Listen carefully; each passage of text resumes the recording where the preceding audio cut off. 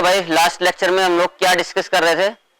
एक तो हमने intercept made by a circle on A line and on the coordinate axis discuss कर लिया था, ठीक है। तो कुछ क्वेश्चंस हम लोग उसके ऊपर भी लेंगे, आज कुछ जनरल क्वेश्चंस डिस्कस करेंगे। और आज लाइन और सर्कल के रेस्पेक्ट में, दोनों के दूसरे के रेस्पेक्ट में क्या पोजीशन होती है, क्या कंडीशंस होती है, वो भी डिस्कस करेंगे। उसके पहले हम लोग एक ये छोटा सा टॉपिक है जिसको हम बोलते हैं parametric form of a circle. जैसे पैरामीट्रिक फॉर्म हमने स्ट्रेट लाइन में भी पढ़ी थी, स्ट्रेट लाइन की पैरामीट्रिक फॉर्म या सिमेट्रिक फॉर्म भी बोलते थे उसको, वैसे ही पैरामीट्रिक फॉर्म ऑफ सर्कल क्या होती है, पहले इसी को शुरुआत करते हैं। तो लेट्स कंसिडर द सर्कल। सबसे पहले स्टैंडर्ड फॉर्म ऑफ सर्कल ले लेते हैं। Let x square plus y square equal to a square b a given circle, b a given circle. और इस पे हमें ये लेना है कि भाई पैरामीट्रिक फॉर्म यानी कि कोऑर्डिनेट्स क्या ले सकते हैं। तो देखिए, ये सपोज कोई भी सर्कल है जो x square plus y square equal to a square है, और इसके ऊपर हमने मतलब इसका सेंटर ओरिजिन है और रेडियस जो है वो ए है।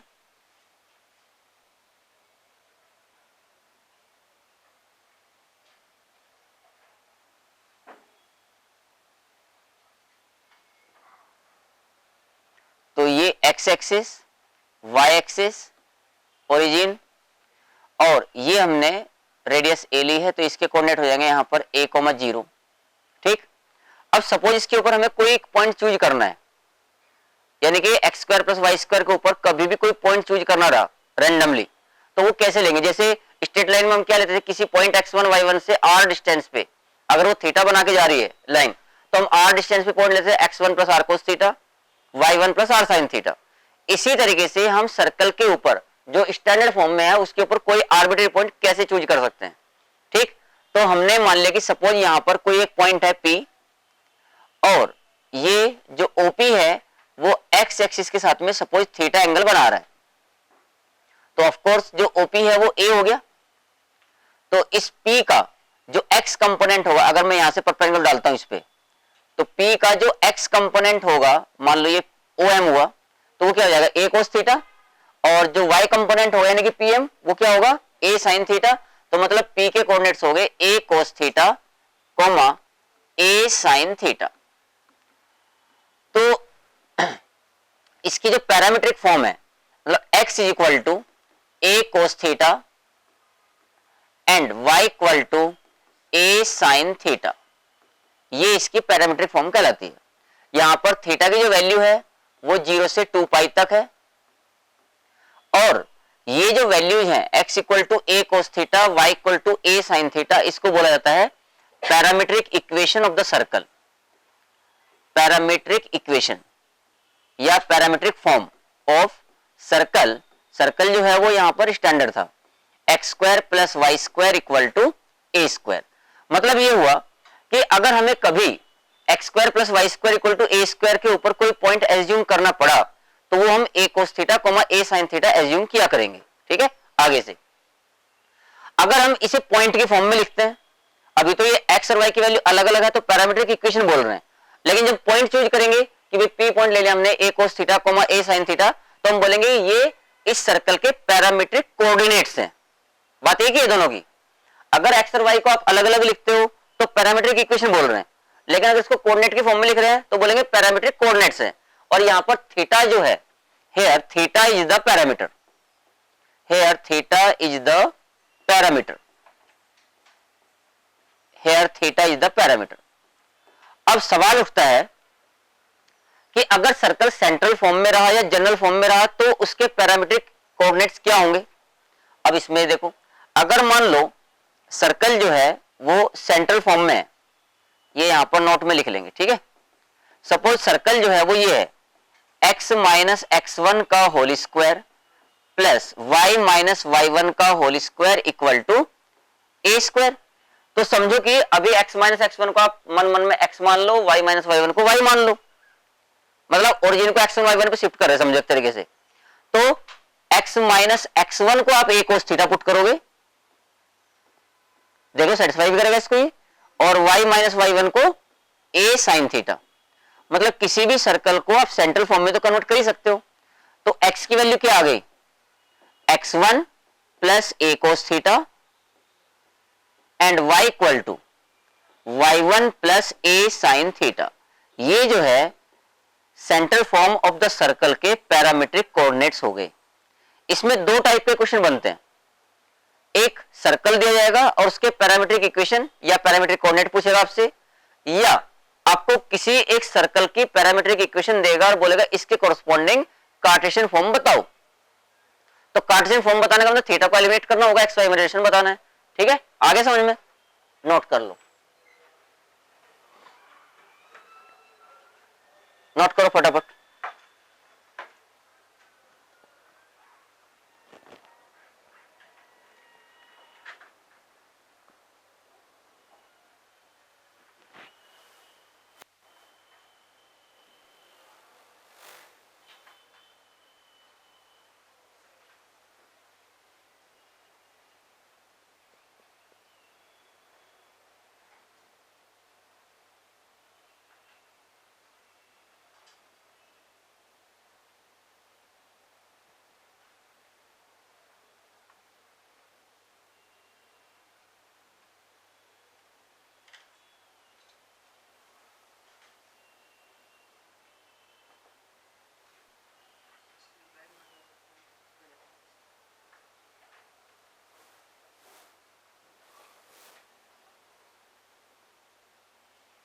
डायग्राम सेंट्रल फॉर्म बना लो यार सर्कल से। हाँ ठीक है, बढ़िया है, जगदीश स्टार्ट कर सकते। ओके, तो देखो अभी हमने ये समझ लिया कि जो x माइनस x1 का whole square plus y minus y1 whole square equal to से r स्क्वायर, ये सर्कल है जिसका सेंटर x1 y1 है और रेडियस r है। ठीक है, तो हमने इसके पैरामीट्रिक कोऑर्डिनेट क्या देखे कि x minus x1 is equal to r cos theta put करेंगे and y minus y1 is equal to r sine theta. तो मतलब x जो है x1 plus r cos theta हो गया था और y जो है y1 plus r sine theta. इसे हम ऐसा भी लिख सकते हैं x minus x1 upon cos theta is equal to r और y minus y1 upon sine theta is equal to r। ऐसा लिख सकते कि लिख सकते? देखो ये आपको देख के बिल्कुल वैसी फीलिंग आ रही होगी जो कि हमने parametric form of the straight line थी, और आज हम ये बोल रहे हैं कि सर्कल की पैरामीट्रिक फॉर्म है। तो मतलब अंतर कहां आ रहा है, गड़बड़ का है। ठीक है, देखो इफ इसमें 4 पॉइंट समझने के हैं। If theta is the parameter, if theta, पहले आर ले लेते हैं, आर राइट में है तो पहले आर से हिसाब से चलते हैं। If r is the parameter, if r is the parameter यानी कि आर वेरिएबल है, पैरामीटर बोले तो मतलब वेरिएबल है। अगर आर पैरामीटर है तो ये इक्वेशन क्या रिप्रेजेंट करती है, स्ट्रेट लाइन।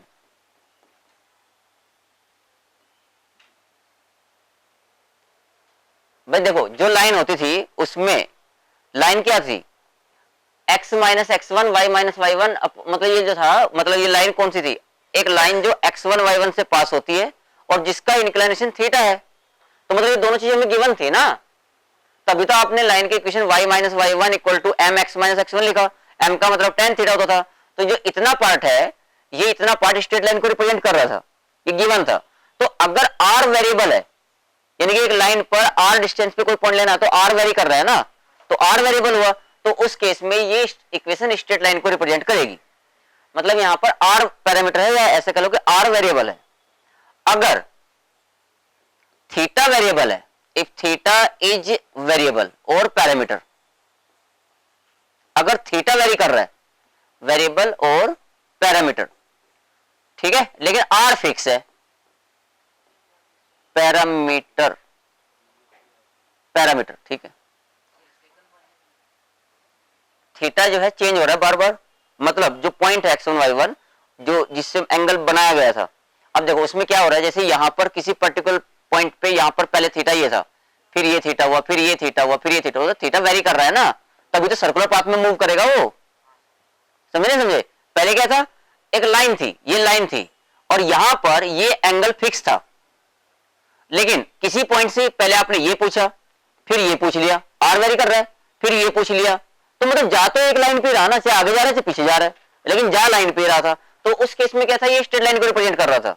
सेम फॉर्म है, क्योंकि आगे चल के आप लोगों को जब दोनों चीजें क्लब करके समझनी पड़ती तो फिर प्रॉब्लम आती कि यही इक्वेशन तो हमने लिखी थी वहां पर स्ट्रेट लाइन की, आज यही इक्वेशन सर सर्कल की बता रहे। तो अंतर समझो दोनों में क्या है। अंतर समझ में आया कि दोबारा बताऊं? देखो, अगर आर थीटा तो फिक्स है, अगर आर वेरी कर रहा है तो उस केस में ये इक्वेशन किसको रिप्रेजेंट करेगी, स्ट्रेट लाइन को। और अगर आर फिक्स है लेकिन थीटा वेरी कर रहा है, मतलब देखो आर फिक्स है, ये आर का मतलब ये वैल्यू थी, लेकिन थीटा वेरी कर रहा है तो थीटा घूम रहा है ना भाई, तो ये फिक्स होने के कारण क्या सर्कुलर पाथ में घूमेगा कि नहीं घूमेगा? तो उस केस में ये एक सर्कल को रिप्रेजेंट करेगा। फॉर्मेट सेम है, तो यही लिखा मैंने, इफ थीटा इज वेरिएबल और parameter then this represent a circle, जिसके बारे में हम पढ़ रहे हैं अभी। इसके बाद if r and theta both are constant, तब क्या होगा भाई? अगर दोनों ही कांस्टेंट है तो उस केस में ये सिंपल एक पॉइंट को रिप्रेजेंट करेगा। भाई देखो, पॉइंट को क्यों रिप्रेजेंट करेगा? आर भी फिक्स है, थीटा भी फिक्स है, x1 y1 तो पहले से फिक्स था, तो x की वैल्यू क्या आ गई, x1 plus are cos theta, तो एक कांस्टेंट वैल्यू है ही ना, और y equal to y1 plus r sine theta, y1 भी कांस्टेंट है, r भी फिक्स है, थीटा भी फिक्स है, तो मतलब एक वैल्यू है ना फिक्स, तो उस केस में ये पॉइंट को रिप्रेजेंट करेगा। मतलब ये बहुत बढ़िया मल्टीपल चॉइस क्वेश्चन बनता है, और इसको देखते सार मैक्सिमम जनता, और ये तो पैरामीट्रिक फॉर्म है, कुछ सोचना ही नहीं, बिंदास एक पे लगा दो तो गड़बड़ हो जाता पूरा पूरा मामला। ठीक है, अच्छा इसके बाद अब इसमें एक केस बच गया, कौन सा बच गया, आर एंड थीटा दोनों variable, if r and theta both are variable then what, both are variable या पैरामीटर, तब क्या होगा बताओ, सोच के क्या लगता है क्या बनाएगा तब ये? हाँ, कंप्लीट एक्स वाई प्लेन। अब ऐसा कैसे हो रहा है भाई, कंप्लीट एक्स वाई प्लेन ऐसे कैसे हो रहा है?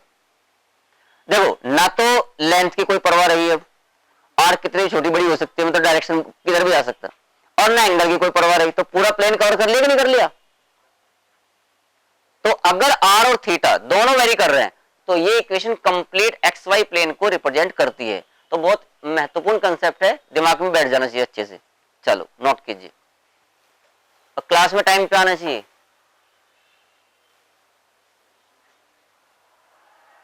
अब इसके ऊपर कुछ एग्जांपल्स ले लेते हैं पैरामीट्रिक फॉर्म पे।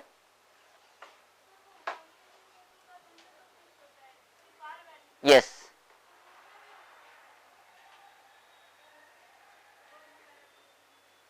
हाँ, लेकिन यहां पर तो दोनों दोनों चेंज हो रहा है ना। कौन से वाले केस की बात कर रही है? हाँ, तो r and theta both are changing, तो कंप्लीट कवर कर लेगा ना फिर तो। विजुलाइज करो एक बड़ा सर्कल जो पूरे एक्स वाई प्लेन में फैला हुआ है, ऐसा।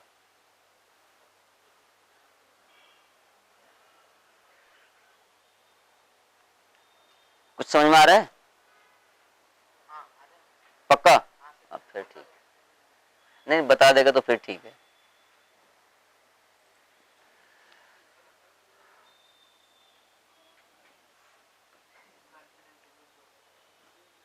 Example 1, right parametric equations, write parametric equations of the following circles, of the following circles.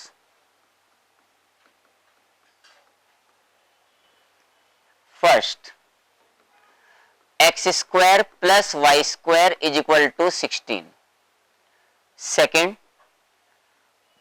x minus 1 का whole square plus y plus 2 का whole square equal to 25। Third, x square plus y square minus 2x प्लस 4y माइनस 15 is equal to 0। ठीक है, तो तीनों form में आपको सर्कल दे दिए और तीनों की पैरामीट्रिक इक्वेशंस आपको बतानी है। ठीक है, फिर इसका रिवर्स करेंगे क्वेश्चन की अगर पैरामीट्रिक इक्वेशन दे रखी होंगी तो सर्कल की इक्वेशन कैसे बनाएंगे। तो बताइए पहले का आंसर क्या हुआ। पहले वाले को अगर आप ध्यान से देखो तो ये x square plus y square equal to r square लिखा हुआ है।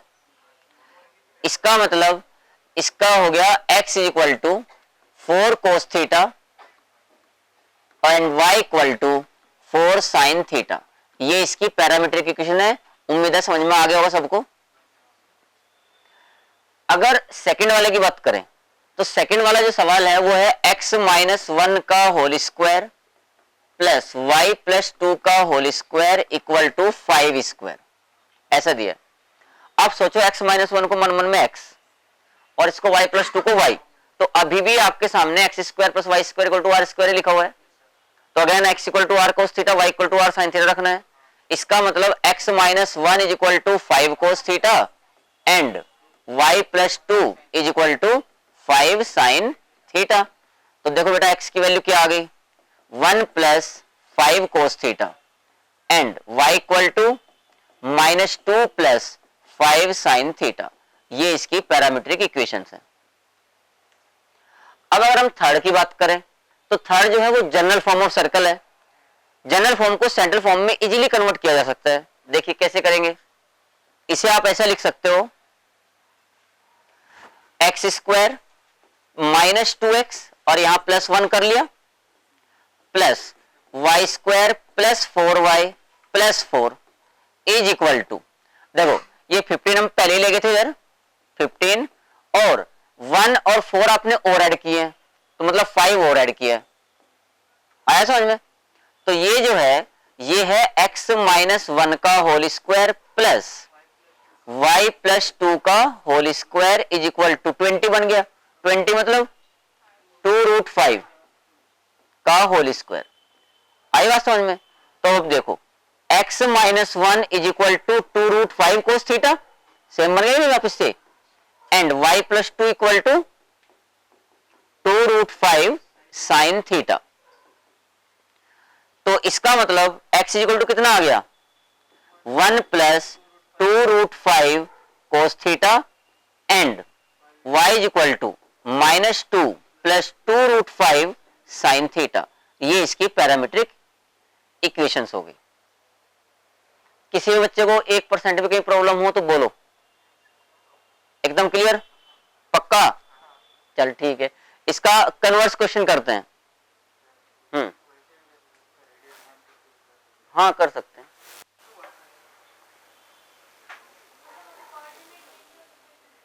यस, या तो प्रैक्टिस के 2 क्वेश्चन और लिख देता हूं, है कि नहीं, ताकि आप लोग उनकी पैरामीट्रिक इक्वेशन लिख सको।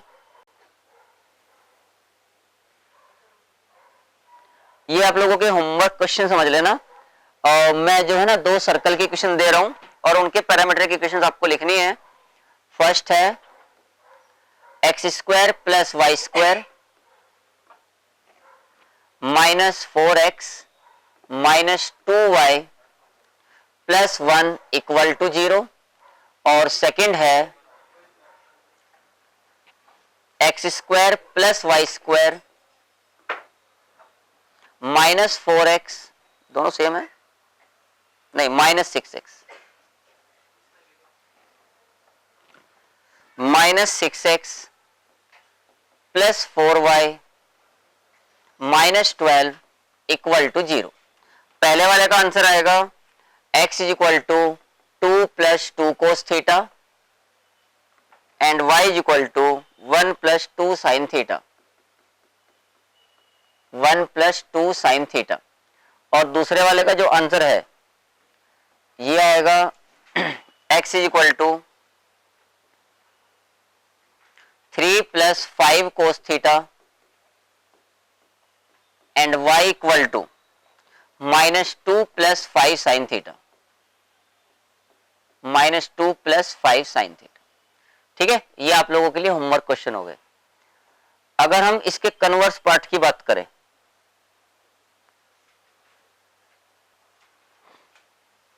कन्वर्स पहले इसी में से समझा देता हूं, कन्वर्स भी आपको। देखो कन्वर्स में क्या करेंगे, जैसे यही बोल दिया कि ये एक सर्कल की पैरामीट्रिक इक्वेशंस है, तो उसके कोरस्पॉन्डिंग थीटा पैरामीटर है यहां पर, तो उसके कोरस्पॉन्डिंग कार्टेशियन फॉर्म बताओ। तो चूंकि सर्कल की इक्वेशन है, उसके parametric equation cos theta sine theta के फॉर्म में है और थीटा एलिमिनेट करना है, तो आपका एकमात्र उद्देश्य ये होना चाहिए कि कोस थीटा अलग कर दो और साइन थीटा अलग कर दो, और उसके बाद स्क्वायर करके ऐड कर दो, क्योंकि कोस square theta plus sine square theta 1 होता है। आगे चल के हम लोग इलिप्स और हाइपरबोला में देखेंगे सेक थीटा टेन थीटा आएगा, तो वहां सेक स्क्वायर सेक थीटा अलग करेंगे, टेन थीटा अलग करेंगे, और sec square theta minus tan square theta करना है, क्योंकि वो 1 होता है, तभी थीटा एलिमिनेट होगा, तो स्क्वायर करके सबट्रैक्ट करना पड़ा करेगा। ठीक है, तो फिलहाल यहां पर तो आपको क्या करना है, जो रिलेशन दिए गए हैं उन रिलेशन में से कोस थीटा अलग करो, साइन थीटा अलग करो और स्क्वायर करके ऐड कर दो। ठीक, तो देखो क्या करेंगे, यहां से ये बन गया x - 2/2 equal to cos theta, समझ में आया कि नहीं आया, और यहां से y - 1/2 is equal to sine theta, square and add, square and add, तो x - 2/2 का होल स्क्वायर प्लस y - 1/2 का whole square equal to cos square theta plus sine square theta. ये 1 हो गया, एलिमिनेट हो गया, तो x - 1 का 2 का होल स्क्वायर प्लस y - 1 का होल स्क्वायर इक्वल टू 4, क्योंकि 2 स्क्वायर इधर जाके मल्टीप्लाई में चला गया। इसे ओपन कर लो, सेम आ जाएगा, देख लो यही आ रहा होगा। ठीक है, इसी तरीके से आप इसको भी कर सकते हो, सेम है ना। इसे कैसे करेंगे, यहां पर क्या आ जाएगा, x - 3/5 cos theta and y + 2/5 is equal to sine theta, दोनों का स्क्वायर करके ऐड कर देंगे, सेम। ठीक है, तो थीटा एलिमिनेट करने का कोस और साइन में यही तरीका होता है। तो पैरामीट्रिक इक्वेशन समझ में आया क्या गौरव?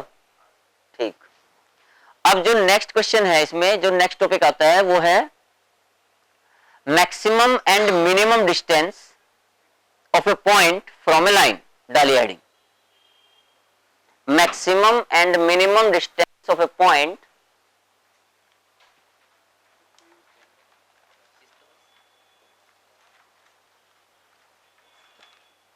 maximum and minimum distance of a point from a line.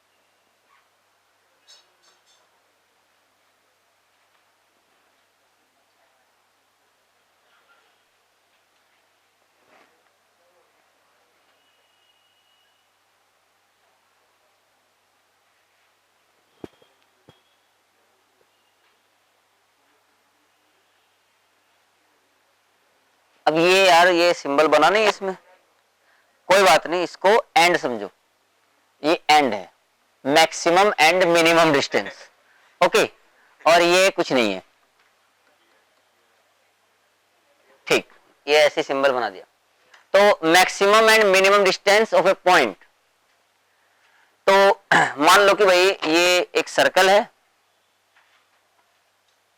ये एक सर्कल हमें गिवन है, और एक कोई पॉइंट है, दैट पॉइंट में बी इनसाइड और आउटसाइड द सर्कल, और हमें उस पॉइंट का सर्कल से मैक्सिमम डिस्टेंस बताना है, मैक्सिमम डिस्टेंस। ठीक है, तो देखिए मान लो सबसे पहले हमने पॉइंट को बाहर ही ले लिया, ये P पॉइंट है x1, y1। इससे इस सर्कल के सेंटर को मिलाओ और सेंटर से जाते हुए पूरी लाइन जो एंड तक जा रही है एक लाइन ड्रॉ कर लो। ये लाइन, ये पॉइंट यहां पर इसका ये C जो है सेंटर है, ये पॉइंट A है और ये पॉइंट B है। तो ये बात एकदम क्लियर है सबको कि P से B का जो डिस्टेंस है वही मैक्सिमम होगा। यानी कि सर्कल से मैक्सिमम डिस्टेंस किसी पॉइंट का मतलब क्या होगा कि सर्कल के ऊपर ऐसा कौन सा पॉइंट है जिससे दिए गए पॉइंट का डिस्टेंस मैक्सिमम हो। तो ऑफ कोर्स सर्कल के ऊपर बी पॉइंट ऐसा होगा जिसका पी से डिस्टेंस मैक्सिमम होगा। बाकी तो आप जो है ना लाइन ड्रॉ करके देख सकते हो, कम होता चला जाएगा नीचे या ऊपर, लेकिन ये डिस्टेंस जो है मैक्सिमम होगा। मतलब आप इसको प्रैक्टिकली करके देख सकते हो। आ रही बात समझ में? अच्छा, तो मैक्सिमम डिस्टेंस जो होगा ये कैसे निकालेंगे हम, देखियो भी मैक्सिमम डिस्टेंस बताना था मैं। मैक्सिमम डिस्टेंस ये ऑफ कोर्स पीबी है, पीबी। तो अच्छा, हमें गिवन क्या है, क्योंकि सर्कल गिवन था, ये सर्कल हमें गिवन है, तो सर्कल गिवन है तो इसका मतलब ये है कि इसका सेंटर गिवन है और रेडियस गिवन है, बराबर।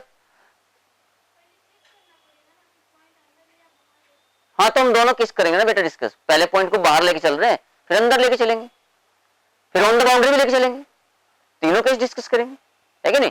तो फिलहाल पहले केस में पॉइंट को हमने बाहर रखा है। अब देखो, तो ये पीबी कैसे निकलेगा, पी पता है हमें, सी पता है, रेडियस पता है, तो पीसी प्लस आर, यही मैक्सिमम होगा कि नहीं। पी से सी तक का डिस्टेंस फॉर्मूला निकाल लेंगे और रेडियस है। और अगर मिनिमम डिस्टेंस की बात करें, मिनिमम डिस्टेंस तो कितना आएगा, पी ए आएगा, और पी ए कितना होगा भाई, पी सी माइनस आर। तो इसे हम मोड में लिखेंगे, लेकिन ठीक है, पी सी माइनस आर, क्योंकि पहले से मालूम नहीं रहेगा कि आर बड़ा है, क्योंकि हो सकता है ये पी यहां बिल्कुल इसके पास होता, हालांकि पी बाहर लिया तो इस केस में पीसी जो है वो बड़ा ही है, आर से तो बड़ा ही रहेगा इस केस में जब बाहर लिया है। लेकिन जब पॉइंट अंदर होगा तो फॉर्मूले यही बनने वाले हैं दोनों, इसलिए हमने सेफर साइड मोड लगा दिया ताकि याद रखने में आसानी रहे। फिलहाल तो पीसी जो है वो आर से बड़ा ही है, बिकॉज इट लाइज आउटसाइड। अब दूसरे केस में बात करते हैं, ये हो गया हमारा केस 1। केस 2 में हमने वापस से एक सर्कल बनाया और इस बार पॉइंट को जो है अंदर ले लिया। तो ये पॉइंट जो है सपोज करो यहां पर है, और इससे वापस से हमने ऐसे ही किया कि इधर भी और इधर भी एक लाइन ड्रॉ कर ली जो कि सेंटर से पास हो रही, मतलब डायमीटर बना लिया समझ तरीके से। ये पॉइंट सी है, ये पॉइंट पी है, ये पॉइंट ए है और ये पॉइंट बी है। तो आप लोग आसानी से देख सकते हो इस बार भी कि पी पॉइंट का सर्कल से बोलने का मतलब हमेशा सर्कमफ्रेंस के पॉइंट से होता है। तो पी पॉइंट का सर्कल से मैक्सिमम डिस्टेंस पी बी है और मिनिमम डिस्टेंस पी ए है। तो मैक्सिमम डिस्टेंस आप अभी भी देख सकते हो कितना आ रहा है, मैक्सिमम डिस्टेंस जो है वो अभी भी पी बी है जो कि पी सी प्लस आर है या नहीं है। और जो मिनिमम डिस्टेंस है वो कितना है, मिनिमम डिस्टेंस, तो इस बार क्या आर बड़ा हो गया, समझे ना, इसलिए वहां पर मोड लगाया था हमने, ठीक, क्योंकि फॉर्मूला सेम याद रहेगा फिर। तो ये जो है mod of PC minus r. अब एक तीसरा केस बच गया कि अगर पॉइंट सर्कल की सरकमफ्रेंस पे लाई करता है तो उस पॉइंट का मैक्सिमम डिस्टेंस कितना होगा बताओ, जो उसका डायमीट्रिक एंड पॉइंट होगा, समझे ना। और मिनिमम डिस्टेंस कितना होगा, 0। लाई कर रहा है तो मिनिमम डिस्टेंस सर्कल से 0 होगा ना, जब वो खुद सरकमफ्रेंस पे आ गया तो पी सी और आर बराबर ही हो गया ना, तो मिनिमम डिस्टेंस जो है वो 0 हो जाएगा। तो दोनों तीनों केस समझ में आ गए अच्छे से। अब इनके ऊपर बहुत बढ़िया बढ़िया सवाल बनते हैं। चलिए अब क्वेश्चंस करेंगे बहुत अच्छे अच्छे। थ्योरी पार्ट खत्म। हाँ लिखो क्वेश्चन, फटाफट लिखो। हाँ ये लिखने के बाद ही क्वेश्चन करेंगे।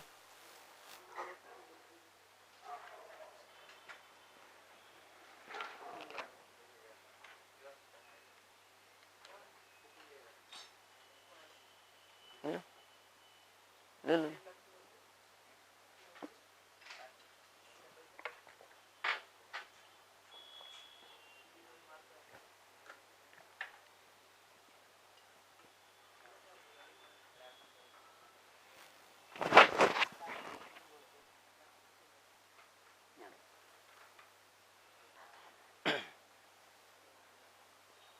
लिखिए अब कुछ क्वेश्चंस लेते हैं इनके ऊपर, बहुत बढ़िया बढ़िया सवाल है, 2 मिनट ले लो आराम से, कोई बात नहीं। ये केस 2 आ गया था आपका, ठीक है।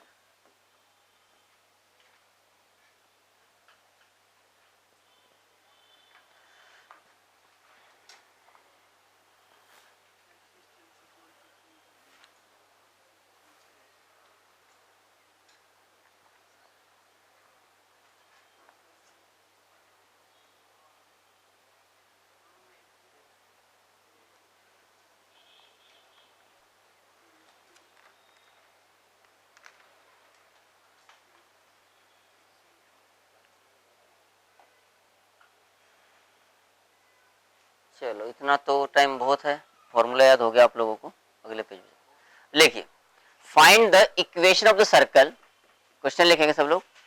Find the equation of the circle which touches both the coordinate axis. Find the equation of the circle which touches both the coordinate axis and the straight line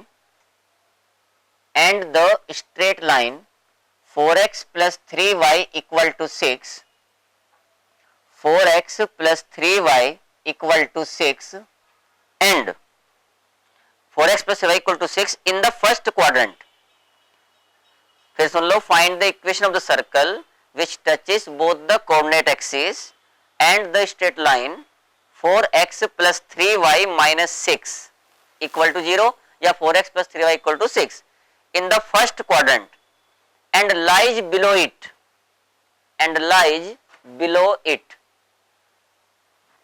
देखो समझ में आएगा क्वेश्चन। एक सर्कल है जो दोनों कोऑर्डिनेट एक्सिस को touch करता है,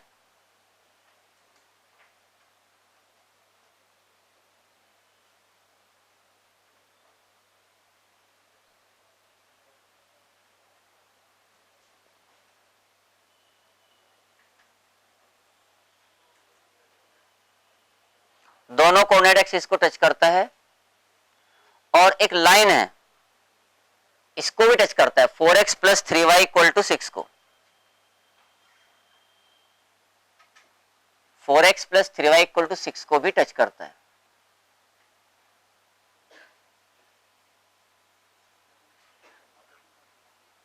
ऐसा मतलब एक रफ डायग्राम बना ले, समझो।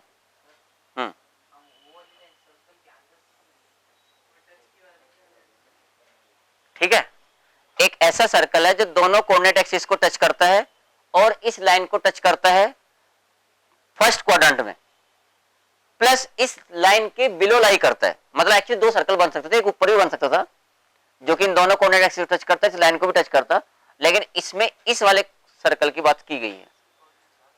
ठीक है, हाँ वो अब होगा, और बिलो और अब यूज नहीं किया तो दोनों आंसर बोलने पड़ते फिर। अब देखो ये कैसे निकालेंगे हम, ये बहुत आसान है। देखो क्योंकि ये दोनों एक्सिस को टच कर रहा है, इसका मतलब इसके सेंटर के जो कोऑर्डिनेट हैं ये टच कर रहा है यहाँ पर। ठीक है, ये r कोमा r हो गए, बोलो एग्री के सब लोग। और इसका जो x इंटरसेप्ट है वो कितना आ जाएगा, 3/2, y को 0 रखा तो ये 3/2, 0 है कोई पॉइंट, और ये जो पॉइंट है ये 0,2, मतलब लेकिन लाइन सही नहीं बनी है क्योंकि 2 ज्यादा होना चाहिए था, पर ठीक है मान लेते हैं। अब देखो, अब ये लाइन इस सर्कल पे टेंजेंट है। अगर लाइन सर्कल पे टेंजेंट है तो मैंने आप लोगों को एक रामबाण कंडीशन बताई थी, P = R। अगर ये लाइन इस सर्कल को टच कर रही है तो इसका मतलब सर्कल के सेंटर से लाइन पर डाला गया परपेंडिकुलर सर्कल की रेडियस के बराबर होगा। एग्री है सब लोग? तो use P = R, use P = R, मतलब r, से इस लाइन पे लेंथ ऑफ परपेंडिकुलर देखो कितना आ गया, 4r plus 3r minus 6 upon 5 is equal to r। बोलो समझे कि नहीं समझे? कोई ऐसा बच्चा जिसको बात समझ में नहीं आई हो? r, x1 y1 का काम कर रहा है, किसी लाइन पर डाले गए परपेंडिकुलर लेंथ का फॉर्मूला क्या होता है, mod of ax1 plus by1 plus c upon √a² plus b²। तो यही फॉर्मूला हमने यहां पर अप्लाई किया। तो 7r minus 6, 7r minus 6 is equal to, ये 5r हो गया, मोड़ हटाएंगे तो 5r और माइनस 5r, मतलब प्लस माइनस 5r हो गया।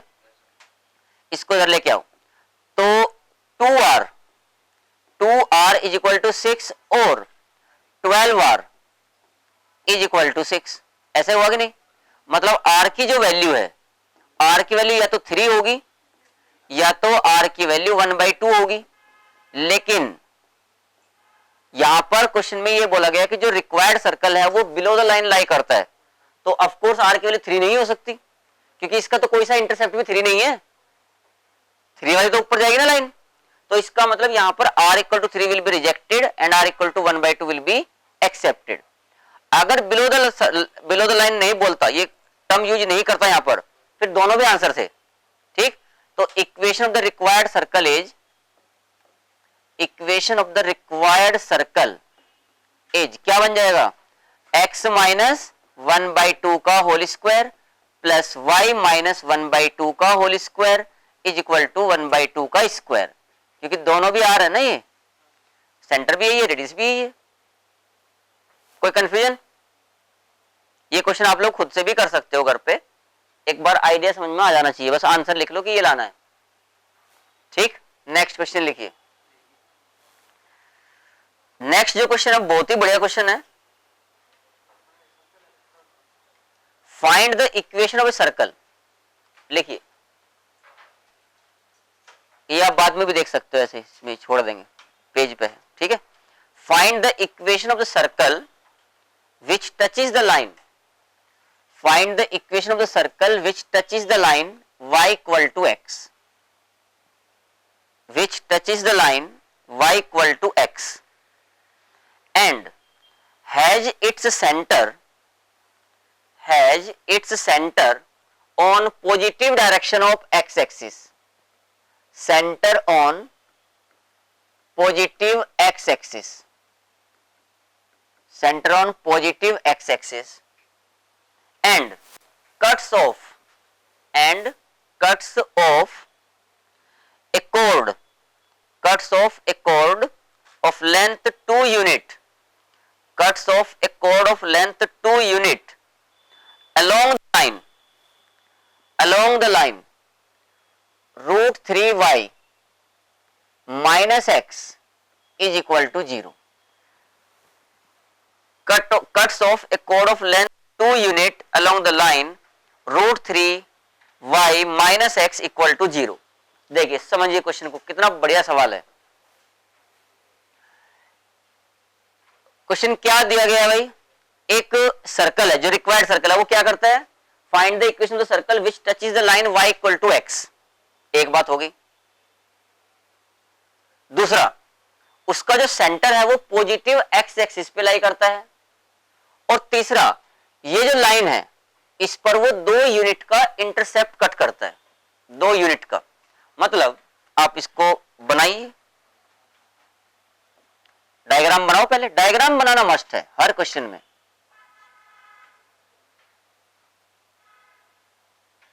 ये एक सर्कल ले लिया हमने, थोड़ा और बड़ा बना सकते थे,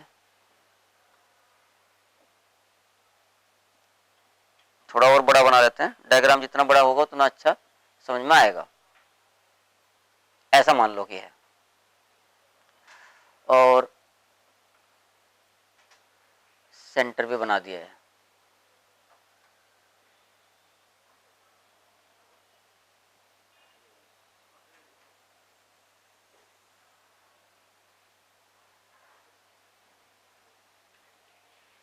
एक्स एक्सिस पे, अच्छा इसने ये नहीं बोला कि जो सर्कल है वो ओरिजिन से पास होता है, ऐसा कहीं नहीं बोला गया। ठीक है, तो इसका मतलब ये हो गया कि जो सेंटर है हम इधर कहीं भी बना सकते हैं। इसका जो दूसरी y एक्सिस है ये यहां पर बना दे सकते,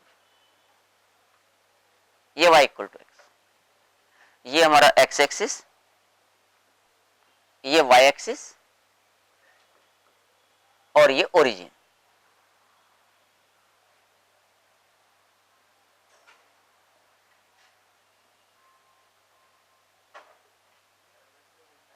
अब एक लाइन है y इक्वल टू एक्स, तो y इक्वल टू एक्स इसको टच करता है, तो y equal to x line origin से जाने वाली 45 डिग्री बनाते हुए लाइन ये होगी,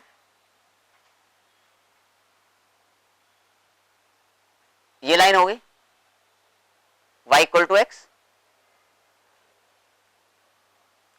इसका नाम भी रख दिया y इक्वल टू एक्स भाई।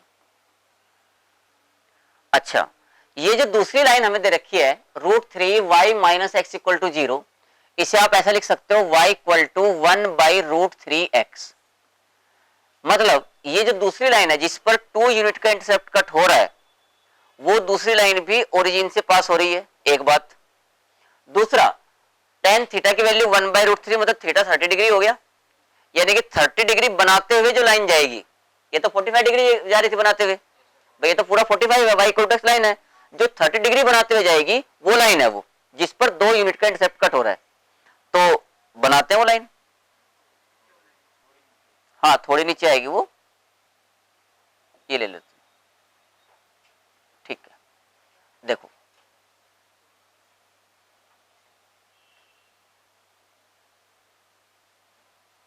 ऐसी जाएगी कि देखियो बराबर है, 15 डिग्री का अंतर आ रहा होगा, ऐसा लगभग मान के चल सकते हैं, है ना, ठीक है। अब आप मतलब ये जहां पर ये कट कर रही है, अगर इन पॉइंट्स के नाम हम ए बी रख लें, ये ए है और ये बी, तो आपको ये गिवन है कि जो ए बी की लेंथ है वो 2 यूनिट है, ठीक, ए बी की जो लेंथ है वो 2 यूनिट्स है। सवाल माइंड में हमेशा एक बात रखो, सर्कल की क्वेश्चन बतानी है मतलब कैसे भी करके सेंटर रेडियस चाहिए, बस ये दिमाग में एक बात रहनी चाहिए। अब देखो ये जो सर्कल है इसका सेंटर पॉजिटिव एक्स एक्सिस पे लाई करता है, तो मैंने ये सेंटर का नाम सी रख लिया और इसके कोऑर्डिनेट a,0 मान लिए। Of course a is positive क्योंकि ये पॉजिटिव एक्स एक्सिस पे लाई कर रहा है। अब हम क्या क्या इंफॉर्मेशन लगाएं इसमें बताइए। देखो सबसे पहली बात तो हाँ यस ये हम लगाएंगे ऑफ कोर्स। देखो एक तो आप जो है अगर यहां से इसको मिलाते हो, ये अगर आप ये मिलाते हो, ये पॉइंट हमने P मान लिया या T मान लो, चलो T मान लो, टेंजेंट है ना तो T फॉर द टेंजेंट ऐसा समझो।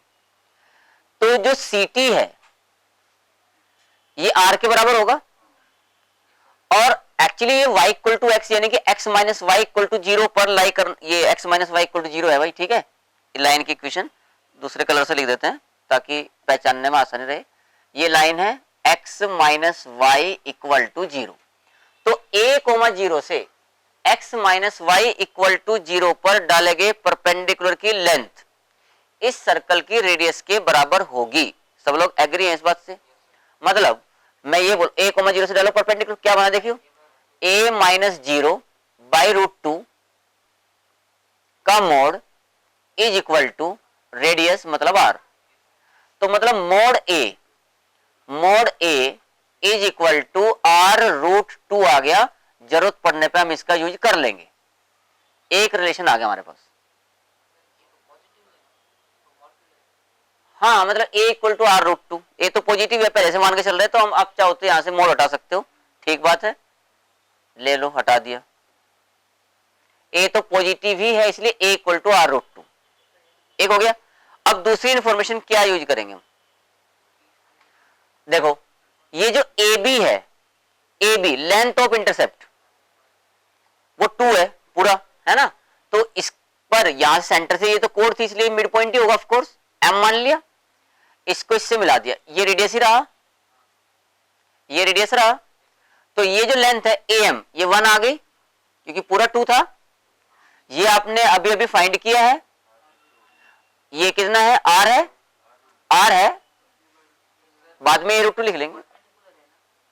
ये तो CM तो perpendicular of course, CM perpendicular है तभी तो बाइसेक्ट करेगा। तो CM जो है वो a,0 से इस लाइन पर √3y minus x equal to 0 या x minus √3y equal to 0 ऐसा लिख सकते हो इसको आप, x minus √3y equal to 0। तो 0 से इस पे डालेंगे परपेंडिकुलर लेंथ CM है नहीं है? तो देखियो r square also r square is equal to, क्या है r square equal to 1 square plus CM square. कौन सा? अच्छा क्यों भाई?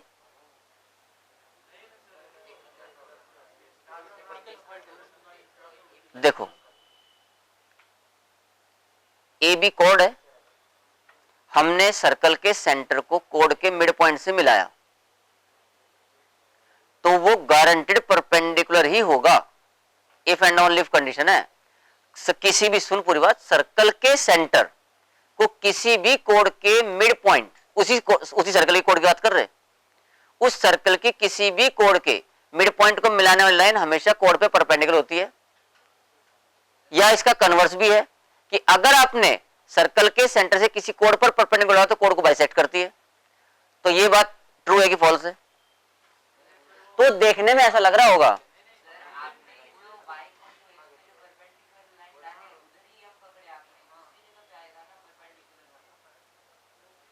अरे वो थोड़ा सा इधर नहीं उधर, देखो मतलब ठीक है, हाँ ये थोड़ा सा खिसक के, समझ गया। ये बात आपकी सही है कि ये पर्टिकुलर पॉइंट वैसे भी आधा मिड पॉइंट नहीं लग रहा है देखने में। एक मिनट रुको, सर्कल ही गायब करवा दिया यार। देखो एक मिनट, देखो इससे जो है ना, ये मान लो मिड पॉइंट है, यहां ये मिड पॉइंट है और ये मिला लो, ठीक है? तो अब ठीक है, ये M है, ओके। तो r square is equal to 1 square plus CM square, तो r square is equal to 1 plus, अब देखो आप CM निकाल सकते कि नहीं? यहां से CM कितना आ रहा है इस लाइन पर? a बाई टू आ रहा है भाई, mod of a by two मतलब a बाई टू। a, 0 से इस पे डाल गया परपेंडिकुलर लेंथ, तो ये आ गया, इसका स्क्वायर कितना हो गया? a square by 4। अच्छा, a की जो वैल्यू है वो r√2 भी है, तो r square is equal to 1 plus a square कितना हो गया? 2r स्क्वायर बाई 4, तो ये r स्क्वायर बाई 2 बच गया। तो मतलब r square by 2 is equal to 1, यानी कि r की वैल्यू आ गई बेटा √2। आई कि नहीं आई? r√2 आ गया। और अगर r√2 है तो a कितना हुआ? a 2 है, एज 2। तो इक्वेशन ऑफ द सर्कल आ गई कि नहीं आ गई? क्या बनी equation of circle? Equation of the circle is x minus a मतलब 2, तो x माइनस 2 का whole square plus y minus 0 का whole square is equal to r square मतलब √2 का स्क्वायर। मतलब सिंप्लीफाई कर लेंगे आप लोग, तो ये आपका फाइनल आंसर हो गया। तो बहुत बढ़िया क्वेश्चन था ये। नेक्स्ट क्वेश्चन इससे भी बढ़िया है, चलिए नोट कर लो फटाफट, कर लिया हो तो बहुत बढ़िया। एक भी डाउट नहीं बचेगा, आज के सवाल कर ले एक बार। नहीं ठीक है कितने हैं? ठीक है फिर रोकेंगे यहीं पर। Yes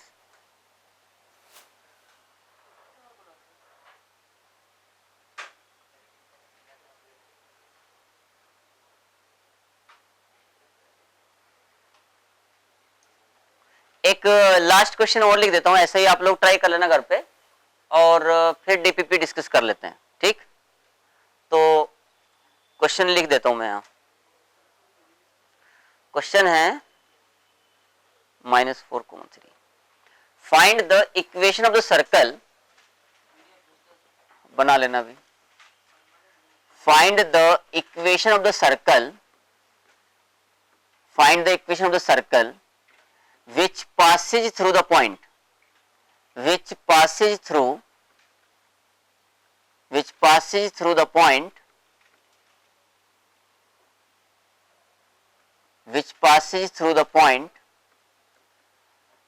-4,3 and touches the lines and touches the lines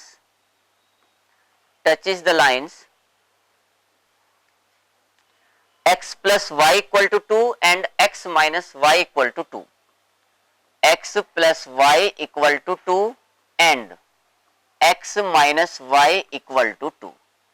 ये आप लोगों के लिए होमवर्क क्वेश्चन हो गया। इस क्वेश्चन का आंसर नेक्स्ट क्लास में डिस्कस करेंगे, अगर आप लोगों से नहीं हुआ तो। बिल्कुल सेम कंसेप्ट है, मतलब उस सर्कल क्वेश्चन बताओ जो -4,3 से पास होता है और ये दो परपेंडिकुलर लाइंस हैं, इन दोनों लाइंस को टच करता है। तो आप लोग इसको कर लेना। अब बस आज की क्लास में इतना ही। Thank you.